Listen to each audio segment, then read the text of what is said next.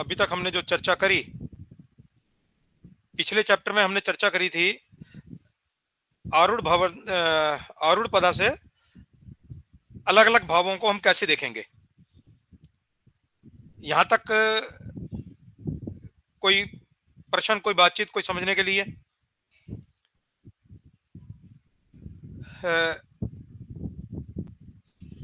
आरूढ़ पदा से 12th एक चीज को और बदलाता है। एक तो हमने बताया था व्यय के बारे में बदलाता है। आरूढ़ पदा से 12th हमारे उस स्थिति को भी बड़ी अच्छी तरह एक्सप्लेन करता है कि कौन सा रिलेशनशिप हमारे से दूर रहेगी, किस रिलेशनशिप के हम नजदीक नहीं रह पाएंगे। इसको हम 3 एंगल से चेक कर सकते हैं, 3 स्टेप में चेक करेंगे। एक सेकंड जस्ट।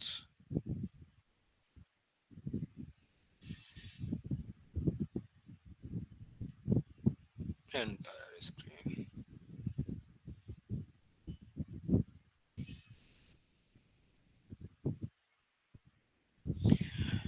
इसमें बेसिकली आरूढ़ पदा से जो 12th है, स्क्रीन नजर आ रही है ना मेरी? प्रियंका, स्क्रीन नजर आ रही है? जी अंकल, आ रही है, आ रही है। आरूढ़ पदा से जो 12th है उससे हम रिलेशनशिप को कैसे चेक करेंगे? एक तो भाव देखेंगे, कौन से भाव में हमारा आरूढ़ पद है, फिर प्लेनेट देखेंगे, तीसरा है हम कारका देखेंगे। उदाहरण के तौर पर यदि मेरा आरूढ़ पदा 10वें भाव में है, उससे 12th हुआ 9th भाव। 9th भाव मेरे पिता के बारे में बतलाता है। तो ऐसा व्यक्ति अमूमन अपने पिता से दूर रहेगा। जब तक वो पिता के साथ है तब तक उसकी ग्रोथ नहीं हो पाएगी। अगर प्लेनेट देखें, सूर्य है, कारका भी है पिता का। अगर वहां पर सन आ जाता है किसी भाव से 12th में, तब भी हम ये कह सकते हैं कि इस व्यक्ति का अपने पिता से दूरी रहेगी। इसको उदाहरण के तौर पर हम भगवान श्री राम की कुंडली ले सकते हैं। भगवान श्री राम की कुंडली के अंदर 10वें भाव में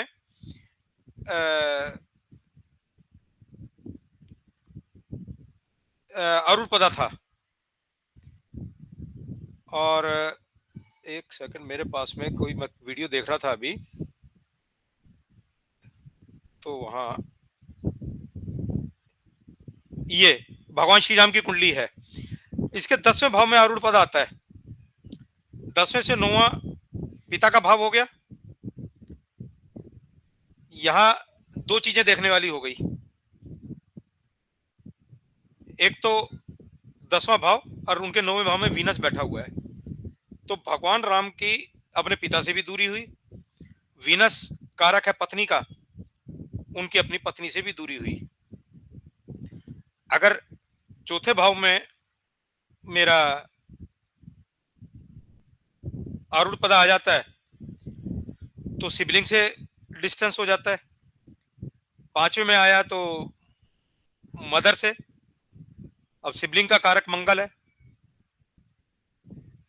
तो यदि 12वें में मंगल प्लेनेट है,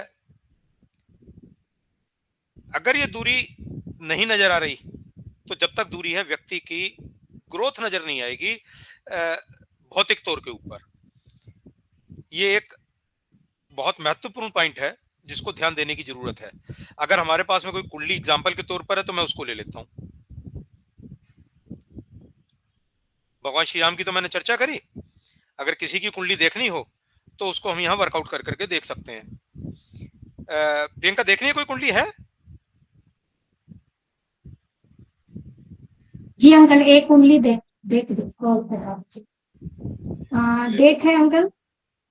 एक सेकंड, मैं कुंडली खोलता हूं, उसको चेक कर लेते हैं अपने।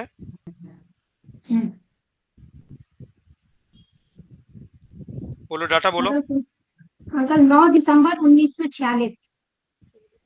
86। दिसंबर सॉरी। 9, 1986। 86। टाइम टाइम है 4:12 सुबह के। 4:12। हाँ अंकल, मैं आपको रेलवे उसमें ही भेज बताऊंगी। वो कासगंज। कासगंज। के एस एस डबल एक ही आएगा ना, जी। सिंगल एस आएगा ना? एक ही है अंकल। KSGANG। जे।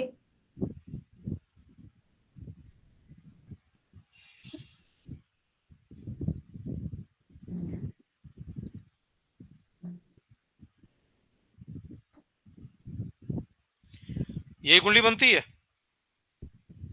जी अंकल। तुला लिब्रा लगन लगन की, की लिब्रा यही है। लगन की। हाँ अब देखो, यही है। इसका आरूढ़ पदा 10वें भाव में ही आ गया। तुम जानते हो इसकी अपने पिता के साथ रहता है, पिता से दूर है? दूर है अंकल, नहीं पड़ती है। नहीं पड़ती। देखो बड़ा सटीक एग्जांपल मिला, हमने लाइव कुंडली ली एक। सेट सैटर्न सन साथ में बैठे हैं। नहीं सैटर्न सन कुटुंब बैठना के। कारण नहीं है। सैटर्न सन हम्म। बैठना कारण नहीं है। आरूढ़ पदा हम्म। से, आरूढ़ पदा 10वें भाव में है हम्म। भाई। देखिए ना, वीनस इसका लगन में ही है। हम्म। वीनस से 10वां लेंगे तो आरूढ़ पदा 10वें भाव में आ जाएगा। हम्म। समझ में आया यहां तक? समझ आरू, गए। आरूढ़ पदा से मैंने बोला अभी कि 12वें भाव का जो भी कारक है उसके साथ में आप नहीं रह पाओगे। ज्ञाति ये कारक। घाती कारक नहीं है, घाती कोई घाती कारक नहीं है। सहज रूप से कोई भी कारण बन जाए, ये नहीं है कि वहां झगड़ा ही होगा, लड़ाई झगड़ा हम्म। होगा ऐसा जरूरी नहीं है, हम्म। मन मुटाव होगा ऐसा जरूरी नहीं है, लेकिन दूरी हम्म। आएगी। तो जब तक दूरी नहीं आएगी तब तक इस व्यक्ति की ग्रोथ संभव नहीं है। ये फॉर्चुनेटली अपने पिता से दूरी रह रहा है। कैसे अंकल, ये ना मुझे ये चीज समझ नहीं आई अंकल। आपने बोला ये तो समझ में आया कि ये आपका अरुण पदा आपका ये बन गया। 10th भाव के अंदर आ गया। हाँ 10th में आ गया। मैंने नियम बताया कि उससे 12वें में जो भी होगा, हम्म। भाव, भाव प्लेनेट कारक, यहां पर हम्म। इससे 12वें में प्लेनेट कोई नहीं है। मरकरी। प्लेनेट नहीं है ना कोई भी, हाँ खाली है ना घर, प्लेनेट को नहीं। हम्म। खाली है। लेकिन भाव किसका है? ये पिता का भाव है ना। हम कालपुरुष की कुंडली के मुताबिक, ओके ओके। कालपुरुष की कुंडली के मुताबिक ये पिता का भाव है, तो ये अपने पिता से दूर रहेगा। अब बात आई समझ में? हाँ समझ में आ गई। अब अगर यहां पर सन होता तब भी पिता से दूर होता। अब अगर यहां पर मून आ जाता हम्म। तो ये पिता से भी दूर होता और अपनी मदर से भी दूर होता। मदर से भी दूर है। नहीं, वो उसके अलग कारण है, अलग बातचीत है, हम्म। उसको अलग ढंग से स्टडी हम्म। करेंगे। लेकिन जिस नियम की अभी चर्चा कर रहे हैं हम्म। उस नियम में अगर यहां पर मून होता तो हम दोनों से दूर बोल हम्म। देते। ओके। तो ये जो है एक नियम है आरूढ़ पदा से ये देखने का, आरूढ़ पदा से 12th में ये चेक करने का कि व्यक्ति की क्या स्थिति होगी अपने रिलेशनशिप को लेकर करके। मैंने यहां ओके। पर क्लियर लिखा है, whatever relation hmm. Shows native may be distanced from that relation, growth may hmm. come only after when native is distanced, means that relation may not see native growth in his her lifetime। मतलब जो भी वो कारक है वो अपने life time हम्म। में उसकी ग्रोथ को रूटीन में नहीं देख पाता, उसके जाने के बाद में उसकी ग्रोथ और ज्यादा होती है। हम्म। That's clear. ये क्लियर होता है। अब इसको स्टडी करने के लिए हम कुछ आगे के नियम पढ़ते हैं। आरूढ़ पदा को या किसी भी पद को पढ़ने के लिए हमारे को पेयर्स में स्टडी करनी है। पेयर्स में ही स्टडी कर कर करके उसके प्रॉपर रिजल्ट्स आएंगे। यदि हम पेयर्स में स्टडी नहीं करते तो हम प्रॉपर रिजल्ट्स तक नहीं पहुंच पाते। हम्म। जैसे मैंने लिया फर्स्ट पेयर, इसके 6 पेयर बनते हैं हमारे। वो 6 पेयर कैसे हैं उसकी सबकी चर्चा करते हैं हम। तो उनको कैसे स्टडी करना है उसके बारे में चर्चा करते हैं।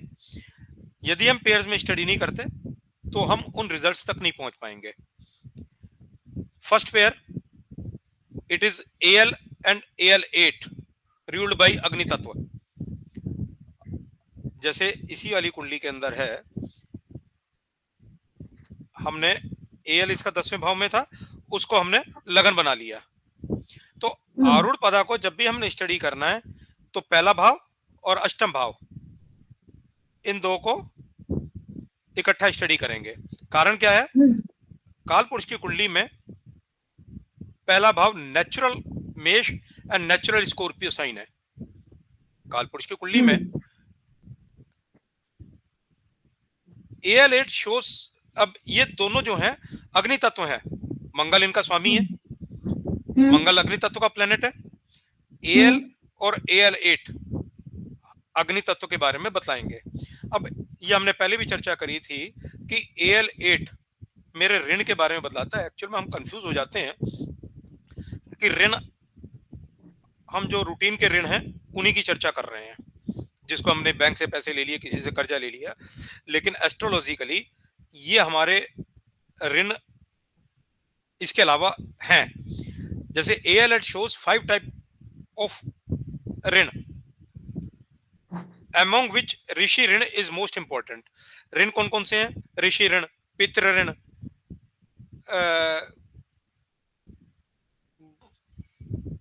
इस प्रकार से 5 ऋण है। मातृ ऋण, पितृ ऋण, तो ये इस प्रकार से हमारे 5 ऋण हैं।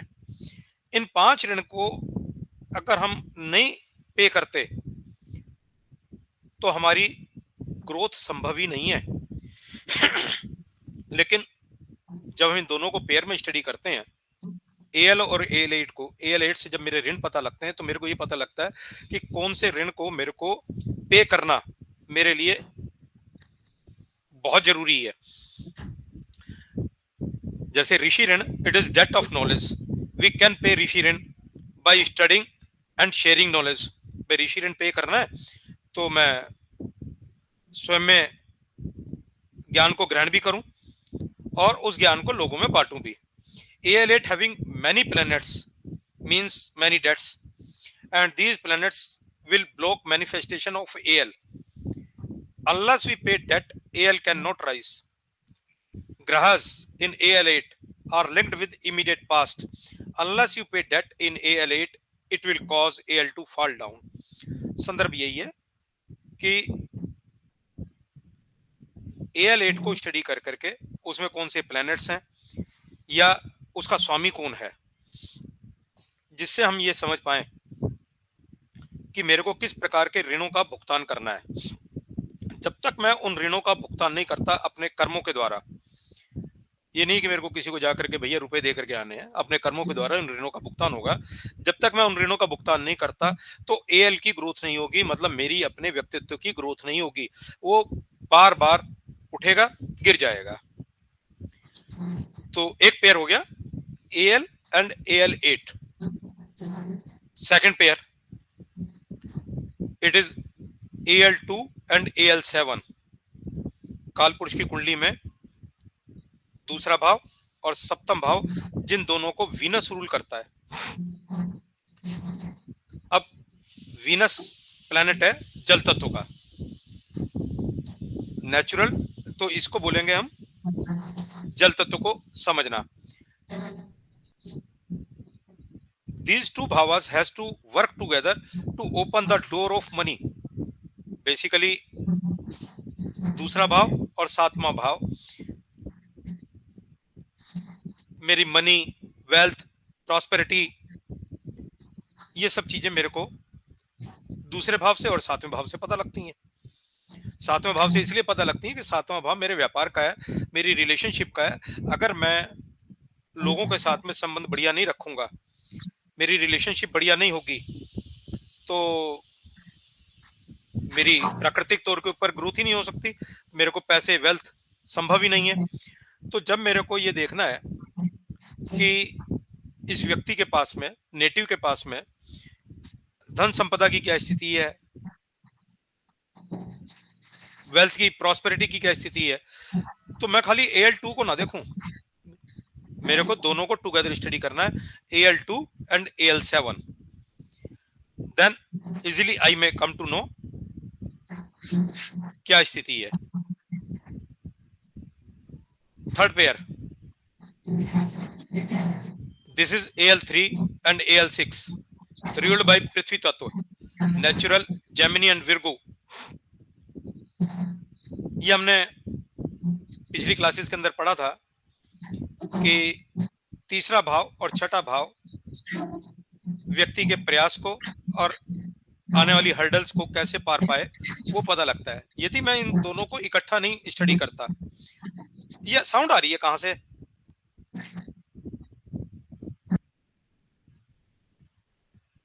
हाँ, यदि मैं इन दोनों को इकट्ठा स्टडी नहीं करता, AL3 को और AL6 को, तो मेरे को ये नहीं पता लगता कि मेरा पराक्रम क्या है, मैं अपनी कठिनाइयों से कैसे पार पाऊंगा, जो मेरी हर्डल्स हैं उनसे कैसे पार पाऊंगा, मैं अपने शत्रुओं से कैसे दूर हो पाऊंगा, मैं अपने कॉन्फ्लिक्ट्स को कैसे दूर कर पाऊंगा, मैं अपनी वीकनेसेस को कैसे दूर कर पाऊंगा, चाहे वीकनेसेस मेरी स्पिरिचुअल पाथ को लेकर के हैं। तो ये सारी बातें मेरे को AL3 और AL6 को स्टडी करके मिलेंगी। ये पृथ्वी तत्व है, पृथ्वी तत्व हो गया अर्थ, मेरी कामनाओं का, मेरी इच्छाओं का।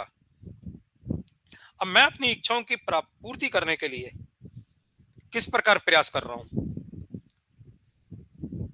That I may come to know. वो नेटिव का चार्ट ये स्टडी करके कि AL3 AL6 क्या बोल रहा है। This is AL3 shows prakram, real conflict causing shortage, deficit and deprivation, circumstances of death.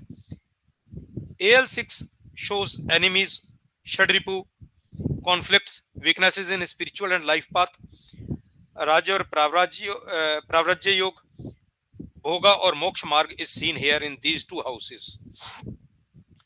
अब यहां पर यदि मैलेफिक हैं, then we may say easily कि ये व्यक्ति अपनी हर्डल्स के साथ में बड़े जुझारूपन के साथ में लड़ झगड़ करके पार पाएगा।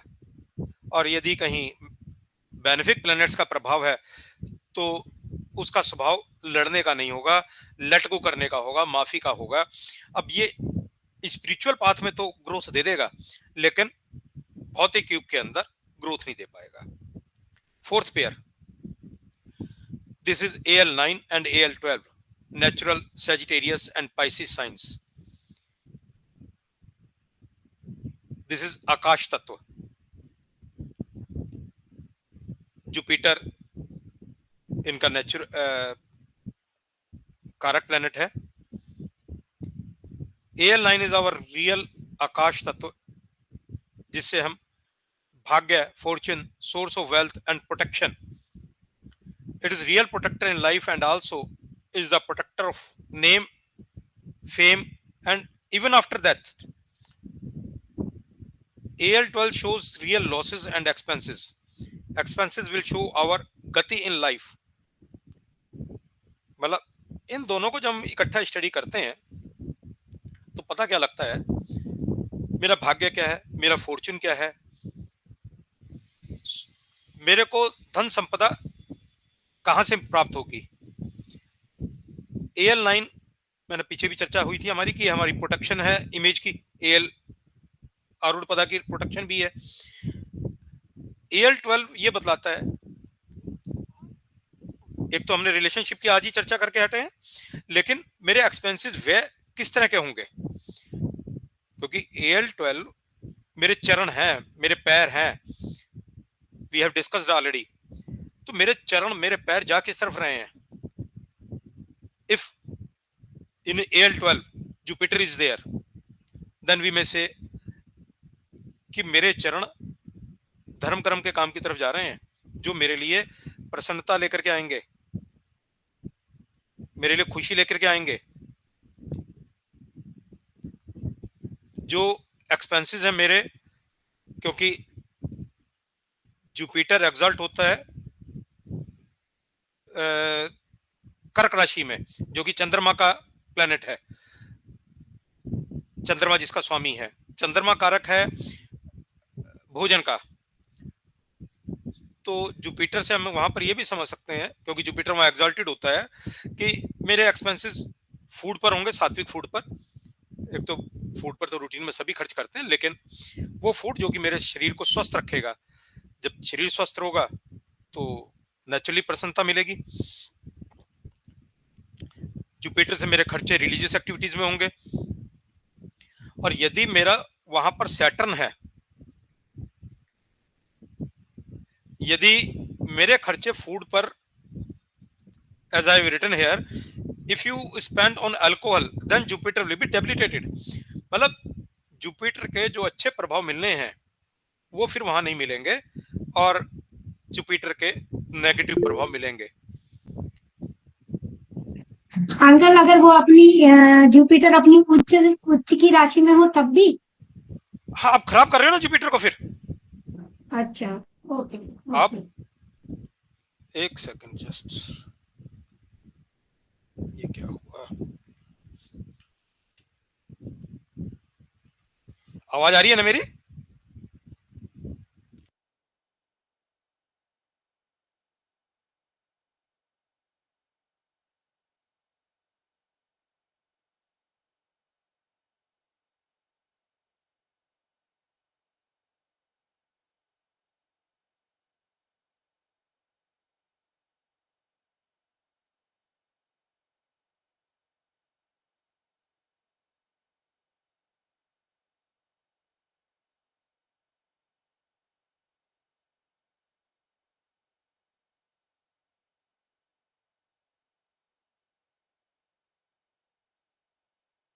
अंकल ये वाली पीडीएफ अभी नहीं ना भेजे हैं आप? आपकी आवाज नहीं आ रही, रही। आवाज नहीं है। मुझे लगा कि मेरा बंद हो गया है। एक सेकंड, अब आ गई। आ गई? अब आ रही है? हाँ हाँ। आ रही है। कौन सी पीडीएफ की चर्चा कर रहे हो? जो अभी आप पढ़ा रहे हैं अंकल, ये वाली पीडीएफ नहीं नहीं, भेजे हैं ना? इसको नहीं भेजा अभी तक। तो जो पढ़ा दिया उसी की भेज रहा हूँ हाँ ना मैं। ओके। हाँ हाँ हाँ, हाँ हाँ मैं पीडीएफ में देख रही थी, देखने के लिए खोल रही थी तो नहीं मिली। हाँ। नहीं नहीं, ये नहीं अभी मिलेगी। एक सेकंड। मुझे लगता है कि प्रीत भी अटक रहा है राशियों की दृष्टियों में ना प्रीत, है ना? हाँ हाँ, मैं सही बात इसीलिए सो रही थी, अंकल से कैसे? पूछूंगी। कैसे? अंकल अंकल है। राशि एक्चुअली दृष्टि ना, जैसे राशि मैं दृष्टि क्या हमको। निर्देश? मैं एक चैप्टर उसके ऊपर तैयार कर देता हूँ। ठीक राशि दृष्टि के ऊपर एक चैप्टर तैयार कर देता हूँ। ठीक। उस स्लाइड को फिर आपके पास में हो भी जाएगी, और आराम से उसको समझ भी लोगे आप। मैं एक स्लाइड तैयार कर ओके देता हूँ, ओके। अगली क्लास से ठीक है, पहले उसको तैयार धन्यवाद। कर दूंगा। ये साउंड आ रही है प्रीत तुम्हारी तरफ से?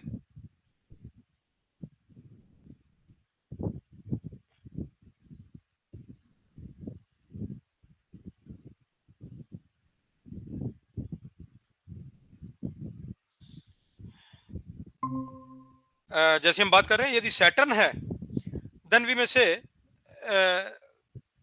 कि भी आपके जो एक्सपेंसेस हैं वो अल्कोहल टाइप या ऐसी जगह पर होंगे जिसको हम रूटीन के अंदर जेन्युइन एक्सपेंसेस नहीं बोलते, क्योंकि सैटर्न इज सेइंग कि भी आपके चरण जो हैं वो गलत जगह की तरफ जा रहे हैं।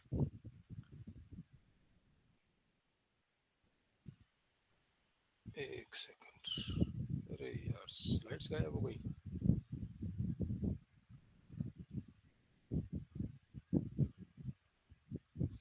मेरी दो स्लाइड इसमें मिसिंग हैं।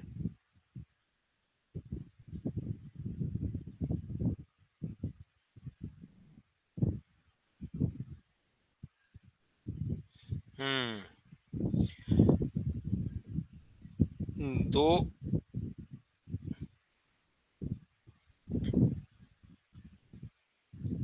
इसमें दो स्लाइड्स मिसिंग हो गई। कोई बात नहीं। हमने लिया अभी 9-12 को लिया, इसके बाद में पेयर बनेगा। ये पेयर था, एक सेकंड,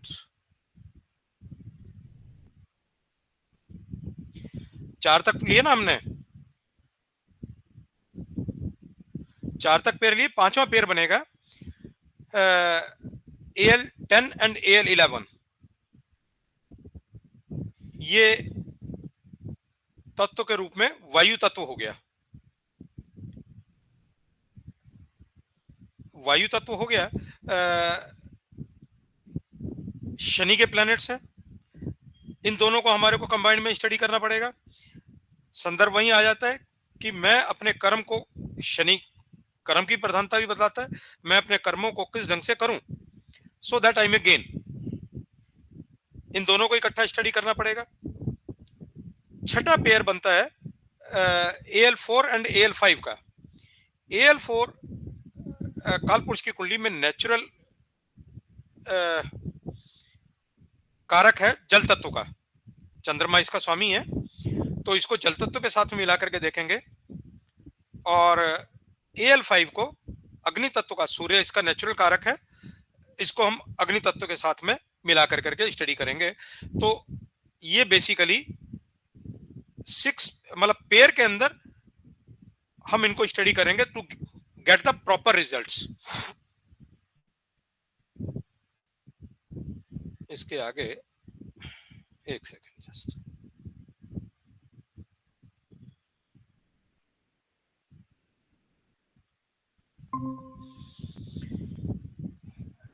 बड़ा मुख्य पॉइंट आ जाता है।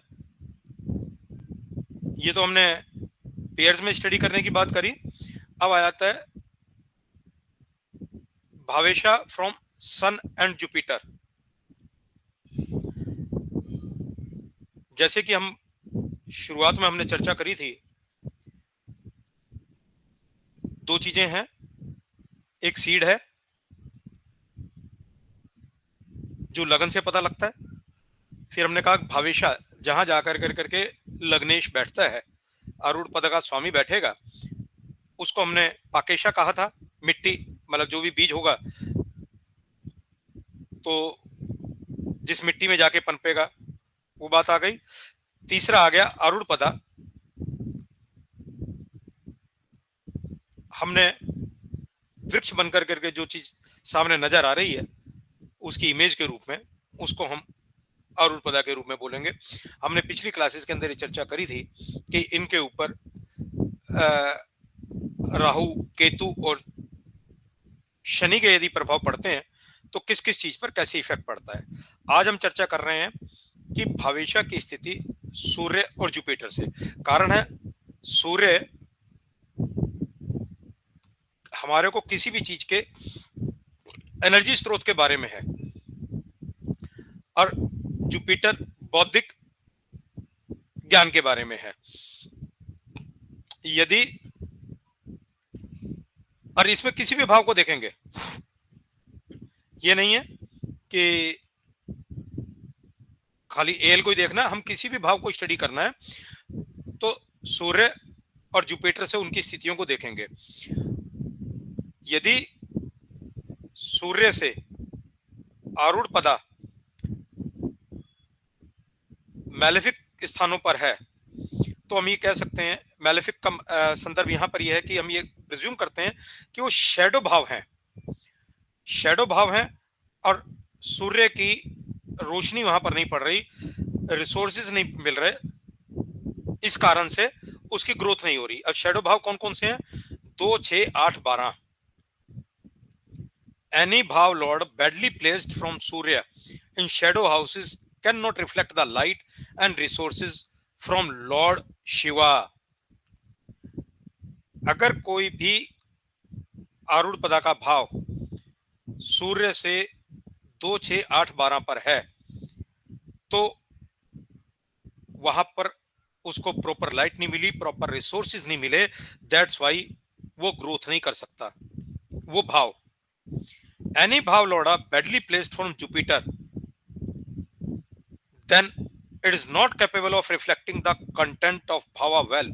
Native it does not have wisdom and not correct thinking above the content of the bhava। यदि मान लिया कि हमने A7 जुपिटर से बैडली प्लेस्ड है, दूसरे में, छठे में, आठवें में, 12वें में, तो ऐसा जातक, ऐसा नेटिव अपने विवाह के बारे में, अपने रिलेशनशिप के बारे में बगैर सोचे समझे, बगैर प्रॉपर थिंकिंग के संबंध जोड़ लेगा जो कि बाद में उसको तकलीफ देंगे। यहां पर हमने 2 एग्जाम्पल तैयार करे हैं। ये पहली कुंडली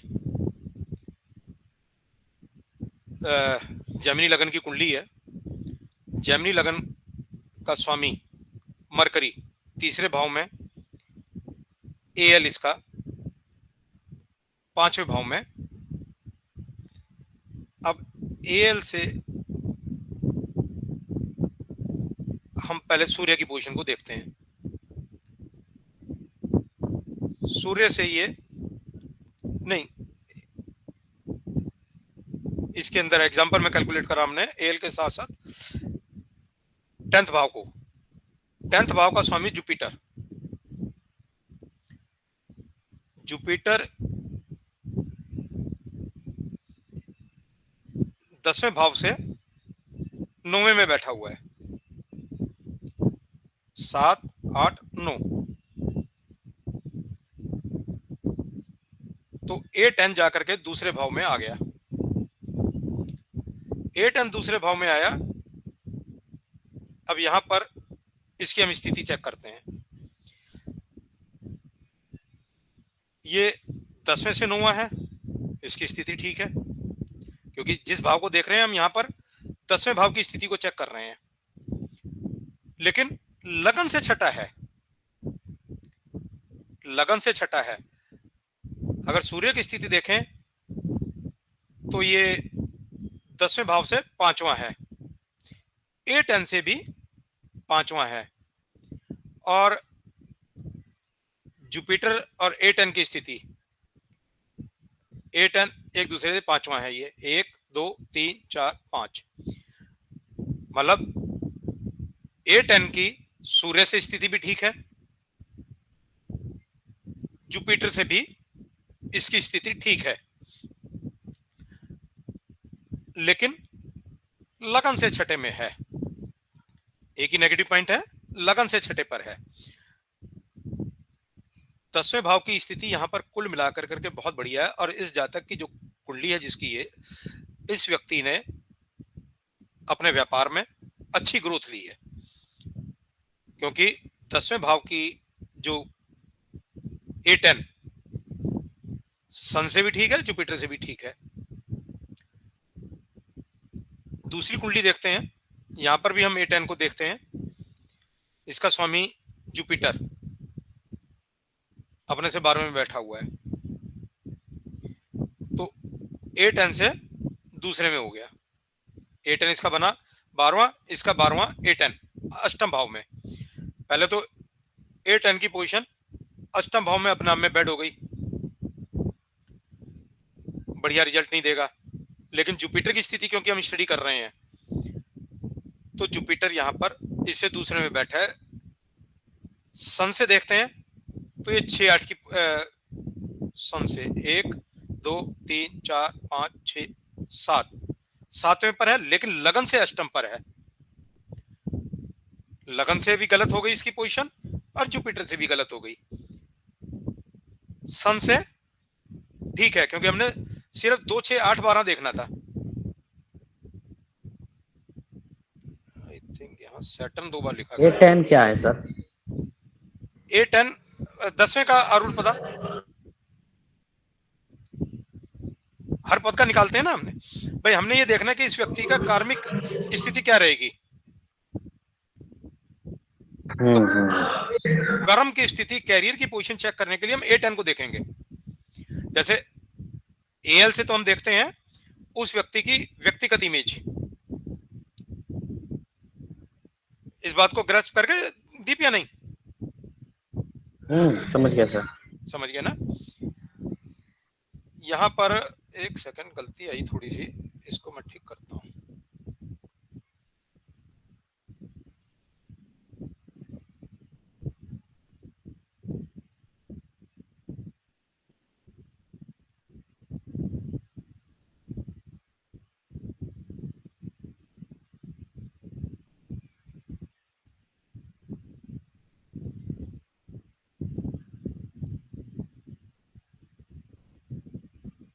सन।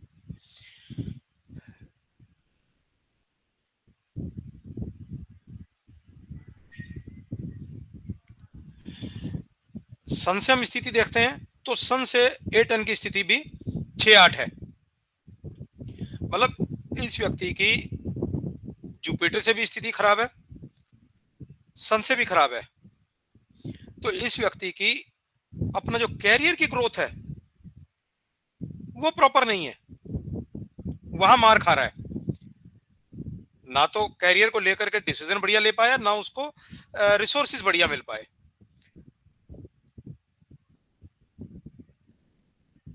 जैसे मैंने यहां लिखा है दूसरा एग्जांपल तीसरे के बारे में, for example a native and afflicted seventh Lord has badly placed from Jupiter, he will not think properly and will not use his brain well regarding relationship and marriage. The other hand, if it is strong and nicely placed from Jupiter, then you will use your brain well to get happiness in the seventh bhav significance. यहाँ जो कुंडली B है अंकुश हाँ गर्गी की, उसमें देखें क्या लगा के। हाँ उसमें देख लेते हैं अभी। हाँ एक सेकंड।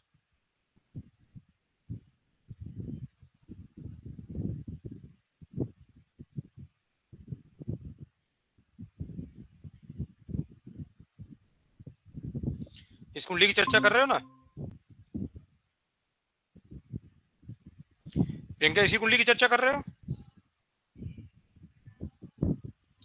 प्रियंका कुंडली नजर आ रही है ना? हाँ हाँ जी वाली, यही वाली है। हाँ यही वाली ना। अब इसका हमने वो 10वें भाव ज्यादा की, की माइक नहीं खोले हैं। हाँ कोई बात नहीं। एक्चुअली में जब मैं शेयरिंग करता हूँ ना तो मेरे को आप लोग नजर नहीं आते। इसके हम हाँ इसके हम 10वें भाव की चर्चा कर रहे हैं, इसी की बात कर रहे थे ना आप? जी अंकल, जी अंकल। इसका 10वां भाव का स्वामी है मून। मून जाकर करके प्लेस्ड है छठे भाव में, और 10वें भाव से 9वें में। तो यहां से हम 9 गिनेंगे, 7 8 9। दूसरे भाव में AL10 आ गया। अब मैं AL10 को एक बार को लगन बना लेता हूं, समझने के लिए आसान हो जाएगा। अब सूर्य तो यहां ही बैठा है और AL10 से सूर्य की स्थिति तो ठीक हो गई और जुपिटर की स्थिति भी ठीक हो जाती है, क्योंकि AL10 से ये चौथे भाव में है। ठीक ठीक। तो AL10 की पोजीशन ठीक है, लेकिन इसमें गड़बड़ कहां है? अब गड़बड़ ये है, जो 10वें भाव का स्वामी है वो छठे भाव में राहु के साथ में प्लेस्ड है। जी अंकल। मतलब सूर्य से इसको रिसोर्सेज भी ठीक मिल रहे हैं, लेकिन सूर्य यहां पर मैलेफिक हो गया ड्यू टू सैटर्न। सैटर्न के साथ में कंजंक्ट है। हमने जो अभी लेक्चर पढ़ रहे हैं उस नियम से हट करके चर्चा है, इसके ऊपर मैलेफिक इंपैक्ट आ गया सैटर्न का, और जो इसका सीड था वहां पर राहु से इफ्लेक्टेड हो गया। तो इस व्यक्ति का जी अंकल। हाँ जुपिटर और सन से तो स्थितियां ठीक हैं, लेकिन सूर्य भी इफ्लेक्टेड है और मून भी अफ्लिक्टेड है। तो मून के अफ्लिक्शन का प्रभाव बहुत पड़ेगा। इस व्यक्ति की स्थिति जितनी बढ़िया हो सकती थी उससे थोड़ा सा प्रोफेशनल हिसाब से कम होना चाहिए। क्या स्थिति है प्रियंका इसकी? जी अंकल, अभी उसका गड़बड़ चल रहा है, वो डायमंड का बिजनेस करता है। हाँ देखिए डायमंड ठीक है, पॉलिशिंग का काम। डायमंड पॉलिशिंग का इस दौरान गलत है ना? हाँ जी, मरकरी की दशा में प्रॉब्लम अभी कर रहा है, क्योंकि अंतर दशा उसकी चल रही है। अंतर दशा इसकी जुपिटर की चल रही है। जुपिटर की खत्म होने को है। हाँ जुपिटर की खत्म होने को है, और जुपिटर के बाद में इसकी आ जाएगी राहु की। तो ये पोजीशन तो इसकी खराब रहेगी। देखिए राहु भी अंकल यहाँ पे प्रॉब्लम करेगा ना, 6th हाउस में बैठा हुआ है। उसको सीड को खराब कर रहा है ना। हाँ वही चीज।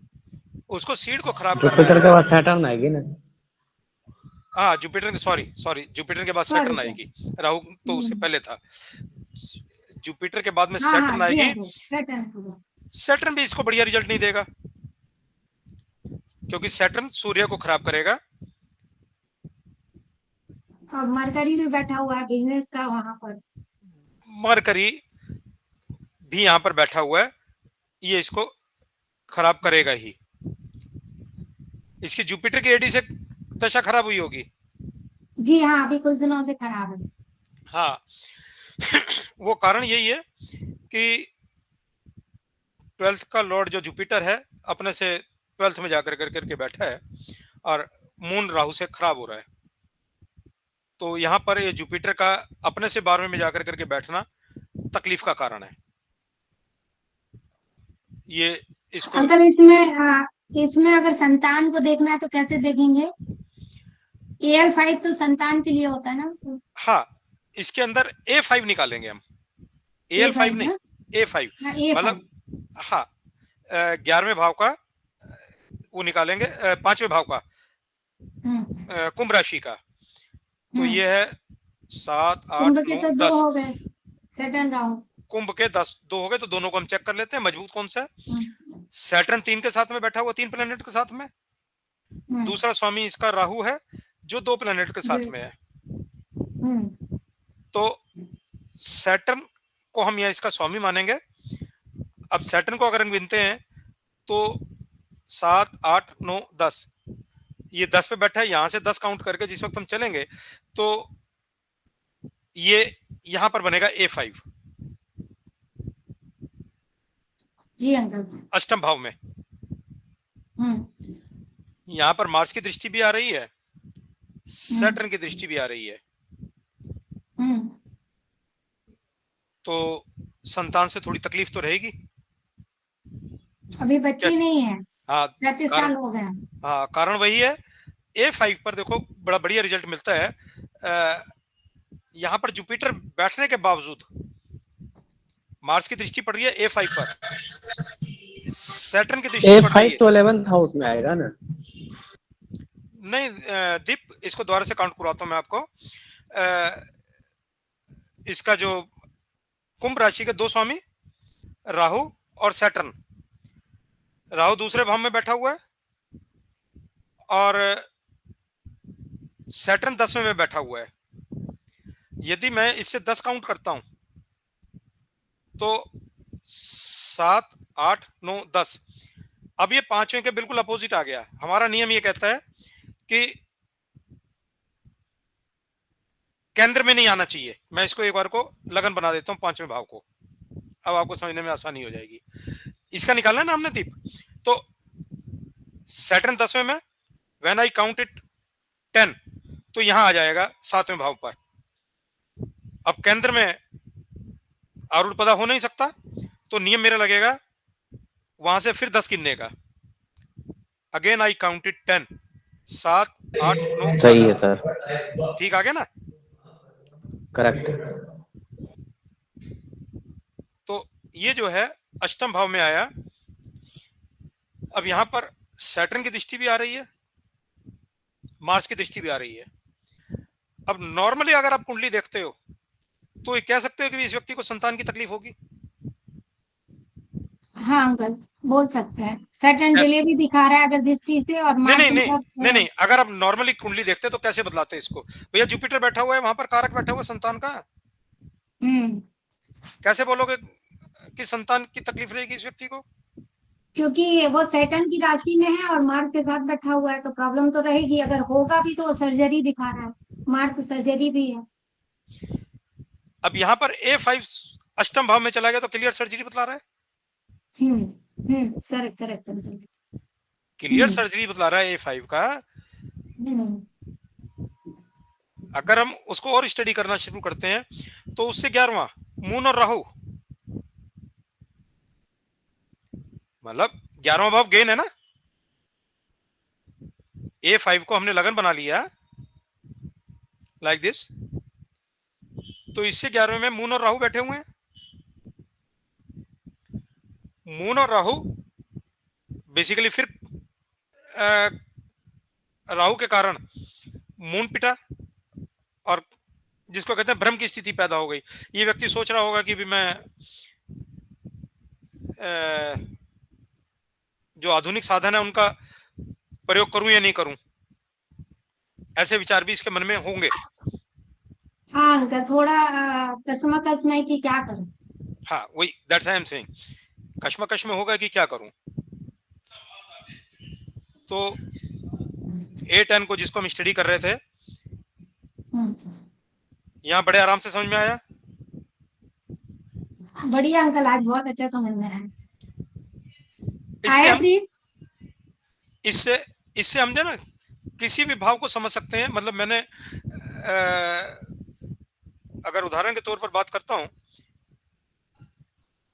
मेरे को कोई भी भाव देखना है, A2 देखना है, मतलब किसी की वेल्थ को देखना है तो मैं A2 से देख लूं।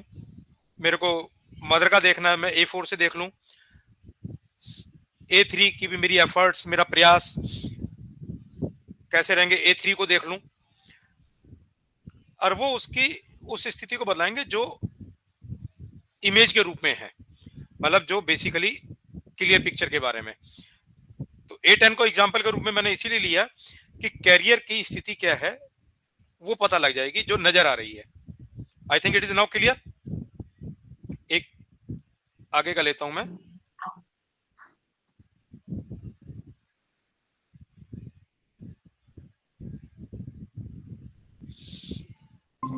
बहुत इंपॉर्टेंट वो है चंद्रमा। हम चंद्रमा कुंडली देखते हैं तो चंद्रमा को कैसे कैसे स्टडी करना है उसके बारे में रूटीन के अंदर हमारे मन में बहुत क्लैरिटी रूटीन में नहीं आ पाती। लेकिन आरूढ़ पदा का स्वामी कारक तत्व चंद्रमा ही है, मून ही है, इसलिए चंद्रमा को स्टडी करना बहुत जरूरी है।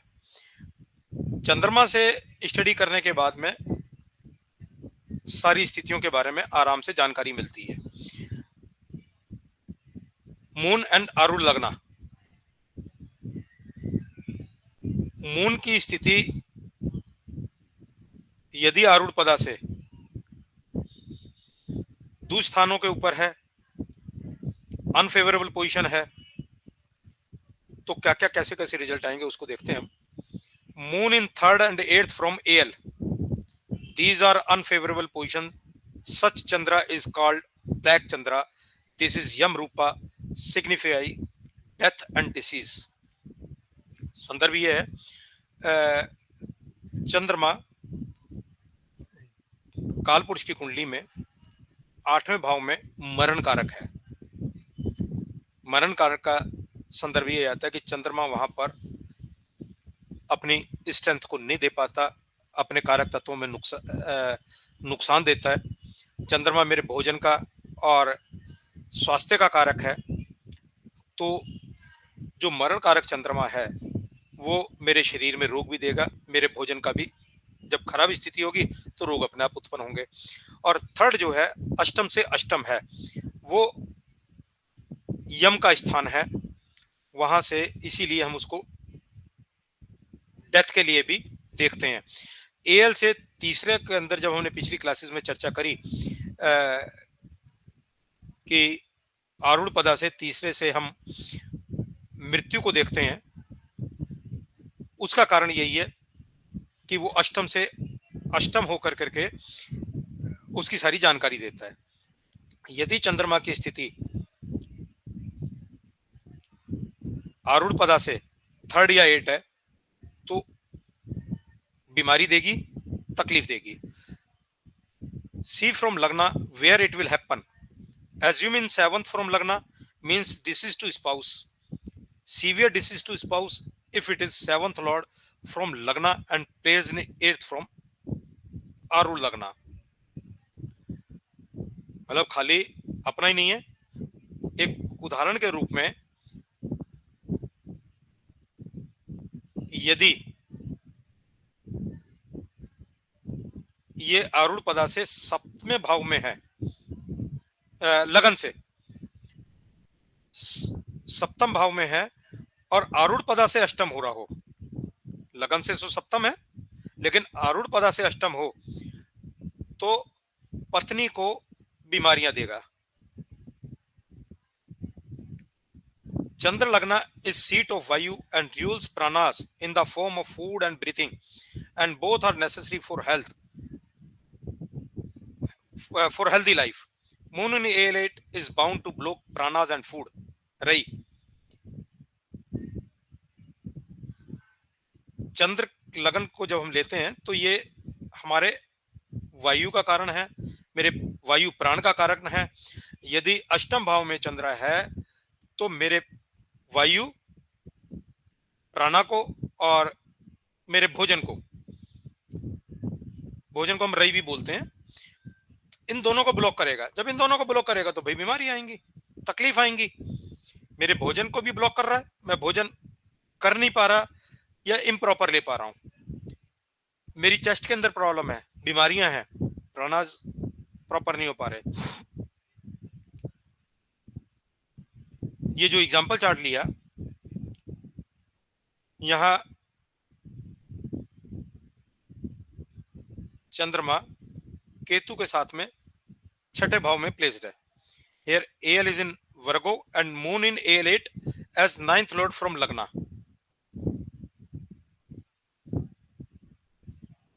नाइन्थ लॉर्ड है वैसे तो, लेकिन छठे भाव में है। AL से अष्टम है, केतु के साथ में प्लेस्ड है। अब यहां से दो चीजें आ गई। 9वां भाव पिता का भी है और यहां पर मून की स्थिति खराब है, तो एक चीज और बड़ी क्लियर होती है कि इस व्यक्ति के अपने पिता के साथ संबंध बढ़िया नहीं रहेंगे। पिता की हेल्थ खराब रहेगी और ये व्यक्ति, क्योंकि 9वें भाव के सारा इंडिकेशन आ रहा है, ये व्यक्ति धर्म के, रिलीजियसनेस के इम्प्रॉपर वे पर जाएगा, अधार्मिक गतिविधियों में संलग्न रहेगा,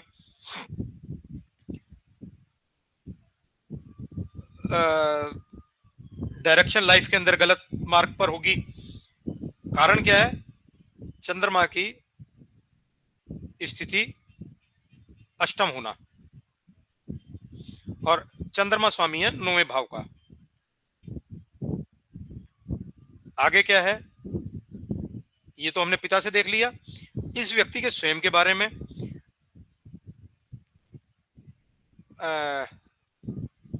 D1 की कुंडली के हिसाब से ये छठे भाव में है, जो मेरे षड्रिपु को भी जगाता है।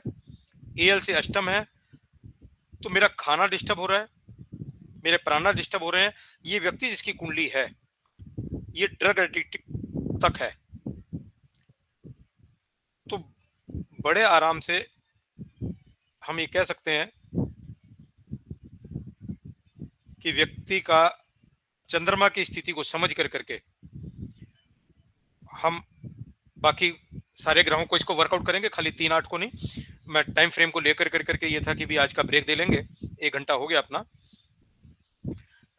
और थोड़ा थोड़ा पढ़ते रहेंगे, कहीं ना कहीं ध्यान बैठता रहेगा, अन्यथा उलझ जाएंगे, सारी बातें ध्यान में नहीं बैठ पाती। नहीं अंकल, हम लोग ना पीछे का भी पढ़ रहे हैं और जो डाउट्स है ना उनको भी नोट डाउन करते जाए। आज के संदर्भ में कोई प्रश्न है तो उसको ले लेते हैं। नहीं, आज का बहुत अच्छा सर, हुआ। अगर ये चंद्रमा जो है लगन में ही आ जाए तो फिर उसको कैसे देखता है? नहीं, आरूढ़ लगन से कहाँ है उसकी स्थिति देखनी होगी ना। लगन में तो आरूढ़ लगन पे ही, आरूढ़ लगन में ही, आरूढ़ लगन में है तो बहुत अच्छी स्थिति है, उसको नेगेटिव दुस्थानों पर नहीं, लेकिन आगे इसकी चर्चा करेंगे हम। लेकिन नेगेटिव नहीं है चंद्रमा को, और कैसे कैसे स्टडी करना है। चंद्रमा दीप दूसरे और 12वें भाव से हमारे प्रोफेशनल और पारिवारिक life, towards family and towards profession, career, इसके बारे में भी बतलाता है, तो उसको भी हम स्टडी करेंगे कि अगर लेकिन अगर वो किसी मैलेफिक राशि में अगर हो, जैसे रीत ने पूछा, तो क्या उसका फर्क नहीं पड़ेगा, चाहे वो लगन में भी हो लेकिन मैलेफिक में हो? देखो, फर्क तो हर चीज का पड़ेगा कुंडली में। हमने हर चीजों के प्रभावों को कैलकुलेट करना है कि चंद्रमा अपनी मित्र राशि में है, शत्रु राशि में है, किस तत्व की राशि में, अग्नि राशि में है। लेकिन क्योंकि इस वक्त हम आरूढ़ पदा से पढ़ रहे हैं, तो आरूढ़ पदा से चंद्र की क्या स्थिति है, वो क्या क्या प्रभाव देगा। अब एक व्यक्ति के वो अपनी उच्च की राशि में हो, आरूढ़ पदा में हो, तो उसके लिए तो उत्तम हो गया। लेकिन दूसरी तरफ कहें वो वृश्चिक राशि में हो लेकिन आरूढ़ पदा में ही हो, तो दोनों के इफेक्ट तो जमीन आसमान का फर्क आ गया। वृश्चिक राशि में वो नीच का है, वही और बोल रहे। वृषभ राशि के अंदर वो उच्च का है, तो दोनों के प्रभाव में तो फर्क जमीन आसमान का आएगा। इसी तरह से अग्नि तत्व के प्लैनेट्स में चला जाएगा तो प्रभाव में फर्क पड़ेगा। फिर इस चीज को देखना होगा कि चंद्रमा कर्क राशि कुंडली के कौन से भाव में पड़ी हुई है। जैसे आज हमने ले लिया कि वो 9वें भाव में पड़ी हुई थी, 9वें भाव के प्रभाव दे रही थी। एक सेकंड, ये जो सी कुंडली थी आपकी, इस पे भी चर्चा करता हूं। एक सेकंड रुको, एक शेयरिंग और ले लेते हैं। जी अंकल।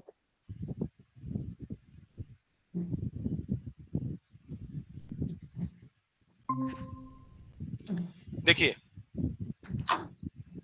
इस व्यक्ति का आरूढ़ लनी का स्वामी चंद्रमा है, और वो 7, 8, 9 आरूढ़ पदा से 9वें भाव में है। तो इसकी स्थिति तो ठीक है, जो आज हमने पढ़ा 3 और 8 पर नहीं है, लेकिन जी लगन से छठे में है। लगन से छठे में है तो इस व्यक्ति का राहु के साथ में अफ्लिक्टेड है। तो ये तो एक बार को हम कुंडली देखते ही आराम से कह सकते हैं कि इतनी बड़ी तकलीफ तो नहीं है, लेकिन तकलीफ तो इस व्यक्ति को होगी। शारीरिक रूप से है तकलीफ इसको। जी सर, इससे अंकल बिजनेस में प्रॉब्लम है। नहीं नहीं, मैं शरीर की बात कर रहा हूँ, बिजनेस की तो अपनी जगह है। देखिए, वैसे तो 10वें भाव का स्वामी वहां था और लगन से गलत बैठा हुआ है, तो बिजनेस की स्थिति को गलत बतलाएगा ही, इसमें तो कोई क्वेश्चन मार्क है ही नहीं है। लेकिन क्योंकि मून इज कारका of food and breathing also,